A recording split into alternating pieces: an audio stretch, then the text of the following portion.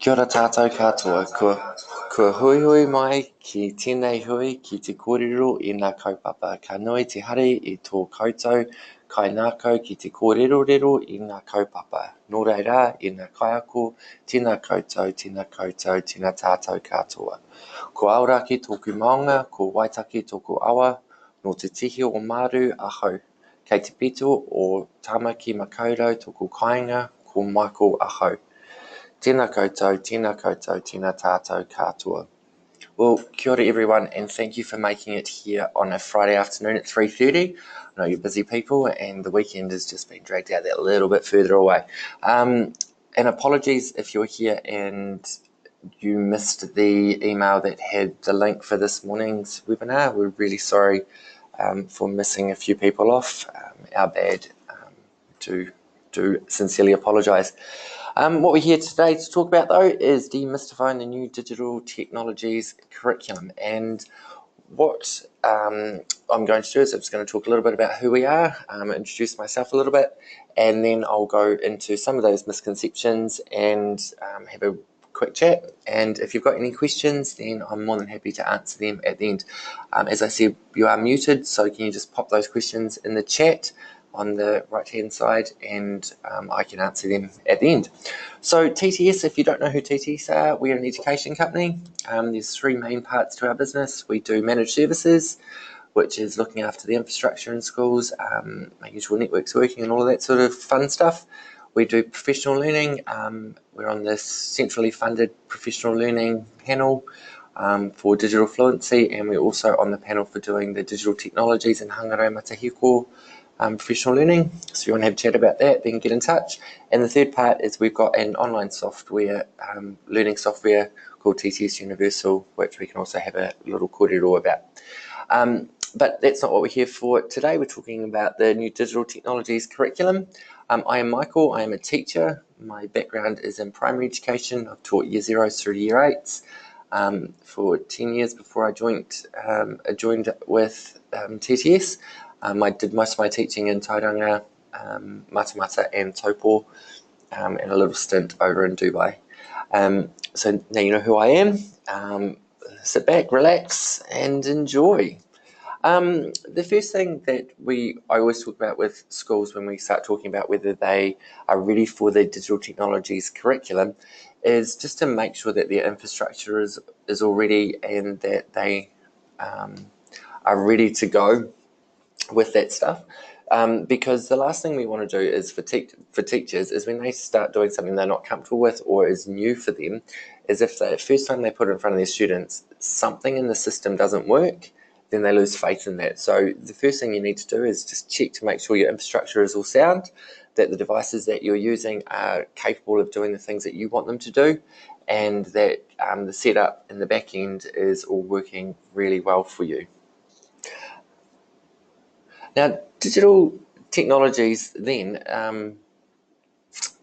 in Hangarau Matahiko, is the new part of the curriculum. Now, it's really important to remember that that sits within the technology curriculum, and I think that's one of those things that I will probably allude to several times in this webinar, because I think it's really important that we think about it with that technology curriculum hat on.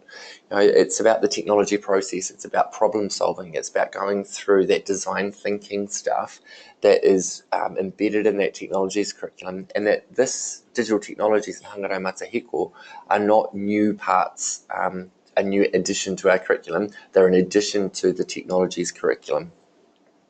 There are four areas of misconception that I'm going to cover today as well.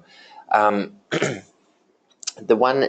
first one is that digital technologies is more than just coding and robotics, that there's a lot more to it than that. That digital technologies is not just advanced digital fluency, though digital fluency is a prerequisite.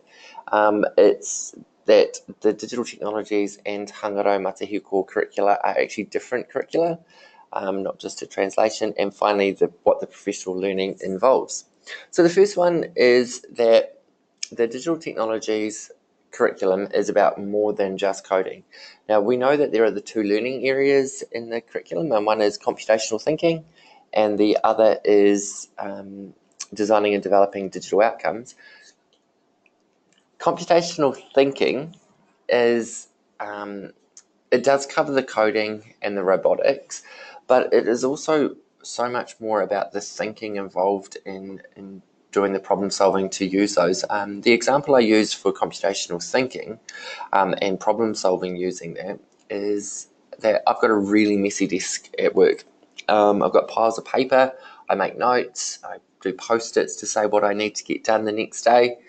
And it's a mess. And my boss always comes to me and says, "Are you going to tidy your desk today? Oh, it's a bad look. Maybe you should get sorted and tidy your paper up." And I'm like, yeah, one day.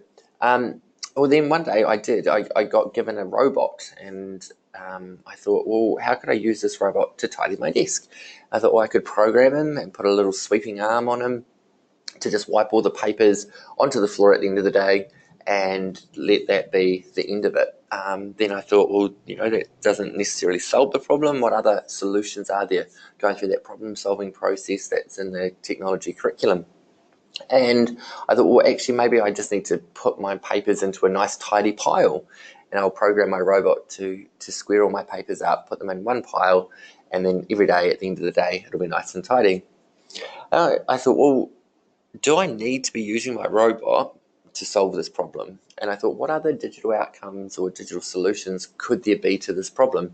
I thought, well, instead of taking notes on pieces of paper, I use a Google Doc or a online Word doc or another note-taking tool to make my notes online. And then I wouldn't have all the paper on my desk, and so therefore I would have a much tidier desk. Now, I haven't quite chosen the solution I'm going to go with yet, and I still do have a messy desk, but don't worry, I'll keep you posted on what that might look like.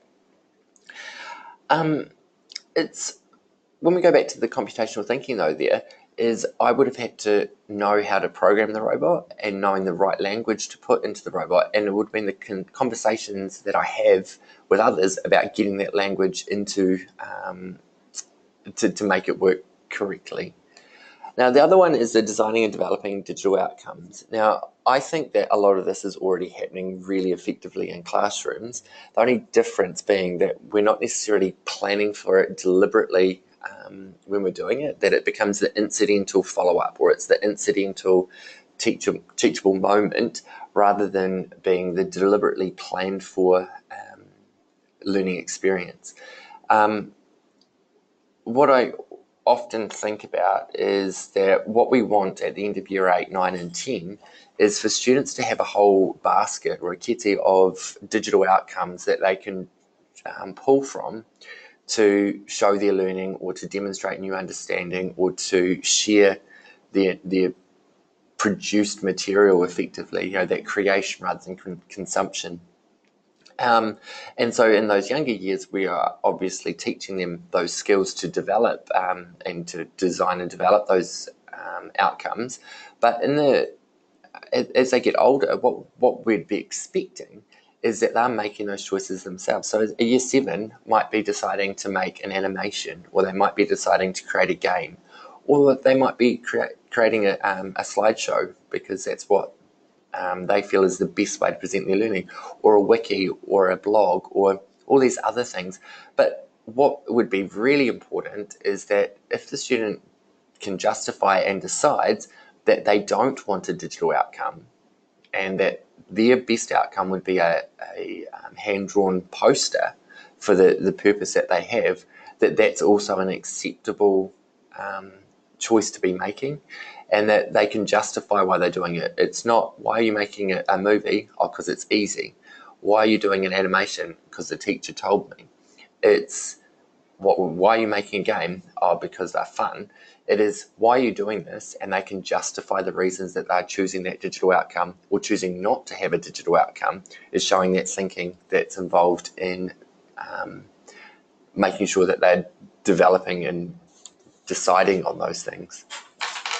The next point I want to make is that digital technology, the curriculum, and the digital fluency are two very different things, and that digital technologies isn't just advanced digital fluency. So digital fluency, as we know, it does actually come with quite a few different definitions when you look it up. The definition that I use is it's the ability to choose a tool know how it works, and apply it in different situations.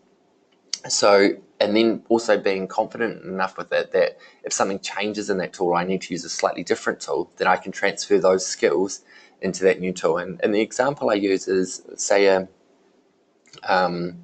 student has been using Google Docs for, excuse me, has been using Google Docs for years. And then they change schools, and the school is using Word Online. That if that student is digitally fluent, they should be able to apply those skills from Google onto Office 365, because they're digitally fluent. They know what the key things to look for are. They know how to change font. They know how to select page colors. They know how to do all of those. Excuse me. They know how to do all of those things because they're digitally fluent. Now, the next step up is being able to apply those things and add in new and innovative technologies into it. And that's where the digital technologies part comes in. That it's not just being able to use someone else's stuff and consume their products. It's actually being able to create and modify what is out there and available. It's also the digital technologies curriculum isn't about the tools. So it's not about robots, it's not about coding, it's not about being able to use Google. It is about using thinking to design outcomes and to really solve real world problems, identifying problems and solving them. Oh, excuse me, sorry about that. The next the next misconception that there is that the Hangaro Matahiko curriculum is a Māori translation of the English Digital Technologies curriculum. If you don't know, Hangaro Matahiko sits in Te Marautanga o Aotearoa, or the Māori curriculum, and Digital Technologies sits within the New Zealand curriculum. The biggest difference between the two is that they both have computational thinking with te whakaaro rorohiko, but within there it is also the need for using te reo Māori to express ideas and express the problems that they're facing, and how to use te reo Māori or te ao Māori to solve those problems using computational thinking. Now, the biggest difference, though, is the tangata me te rorohiko, which is people and computers. So instead of designing and developing digital outcomes, which is included and incorporated in there, there's a real big focus on technology in the community and technology and people. So if I go back to my example with the robot, and my robot swept all of the papers off my desk, I'm happy. That's good. But I'm actually creating more work for someone else. Someone's still got to pick that paper up off the floor and dispose of it. So the impact of the technology is adversely or affecting someone else, and I need to be aware of that impact on people because of my technology. Now, we know that technology is there to make life easier. You go back, millions of years in the first spears, they were fashioned because it made hunting easier.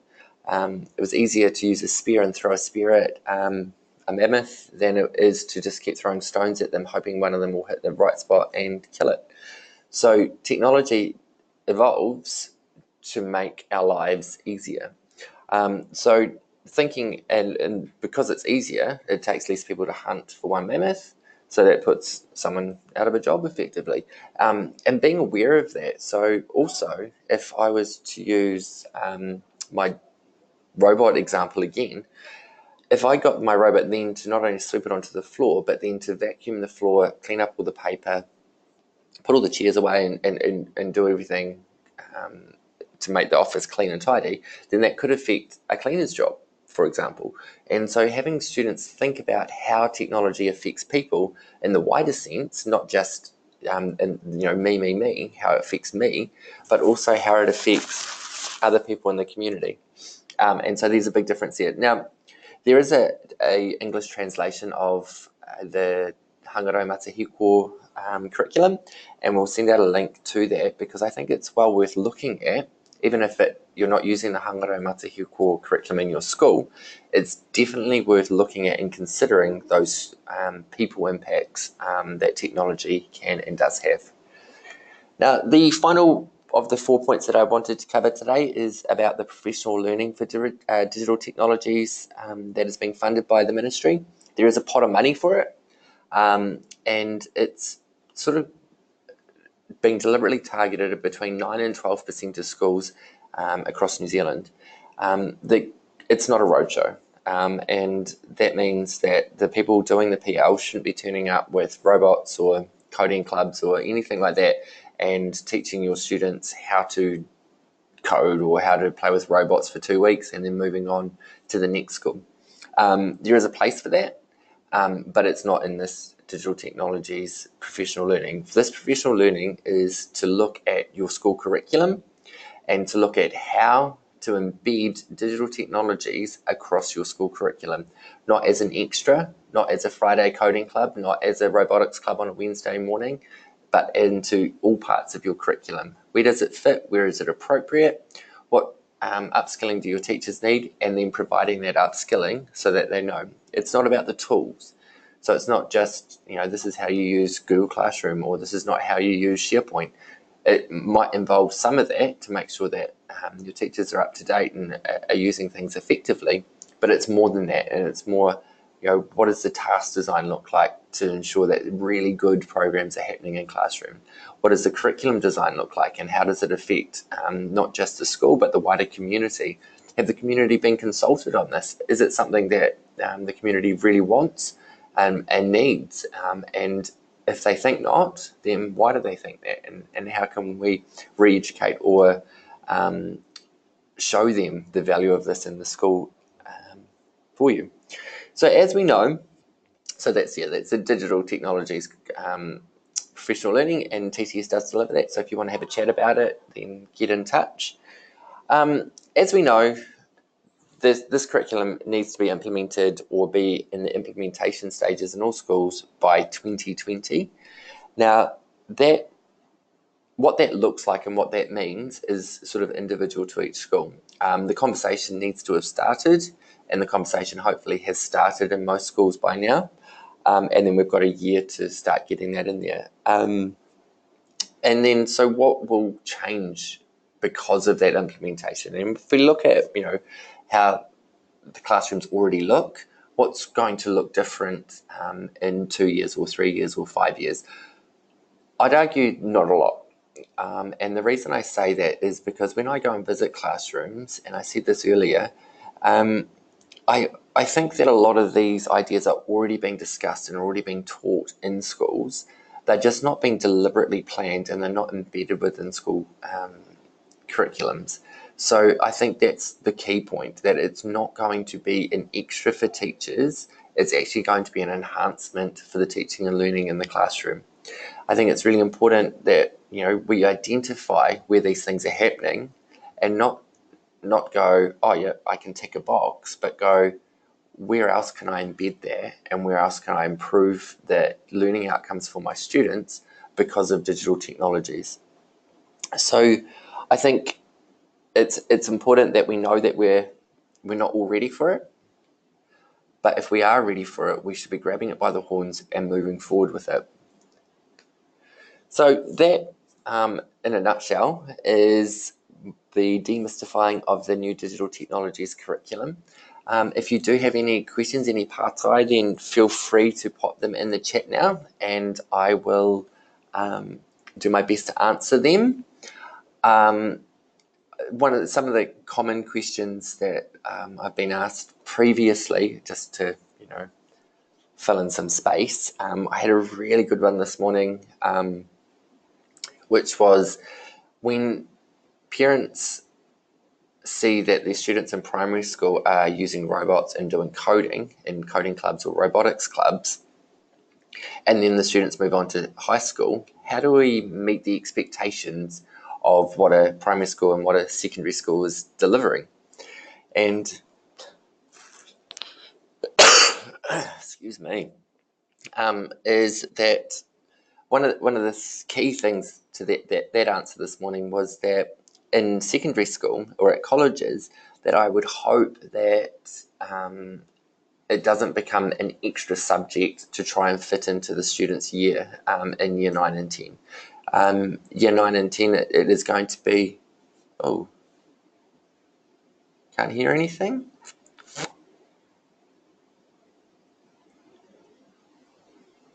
Sorry, I'm just going to check with Susan to make sure you've heard something.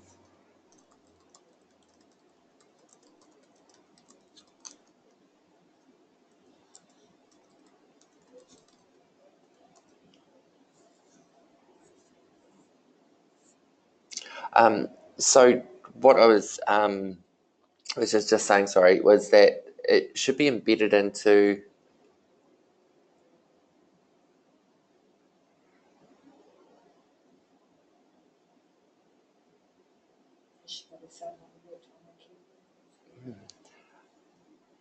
Sorry, Susan, I will just try and problem solve that with you for a sec. We'll send you the link so you can hear the recorded version of it, but if you do have any questions, I'll just want to make sure you can hear what I'm saying. So, okay,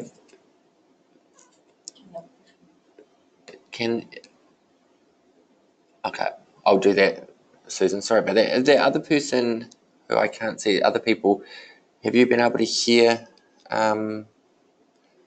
okay? You can hear? Excellent. Well, that's a bonus. Apologies, Susan, that I didn't help you out beforehand, but I will make sure I send you the link. Oh, you can't hear me.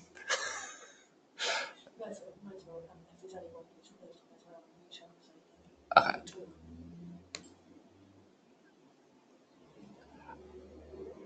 If you do have any other questions, the other person who can hear me, you can unmute yourself and just ask those questions away now, because it's only you and I left in here that can hear.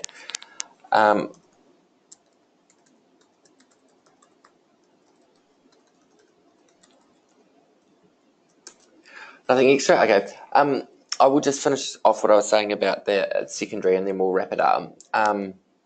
Was that the idea is that it's not becoming an extra standalone subject. Like when I was at college, I did typing, and that was interesting, but it was like a 6-week block, and then we went and did art, and then we did computing, and then we did something else as 6-week blocks.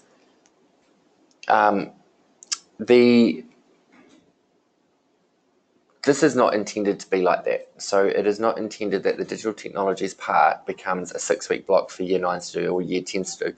What it's intended is to look at social studies and see where coding or computational thinking and or designing and developing digital outcomes can be embedded into those curriculum areas. Same with English and maths and all the other faculty that are in a school. And so it's really important that we get that message out to secondary schools that it is embedded in what we do all the time. So that was the answer to that question that I had this morning. If there are no more questions, then we will wrap it up. It is Friday and it's 10 to 4. Thank you so much for your time, and I look forward to hearing from you again in the future. Ka kite anō.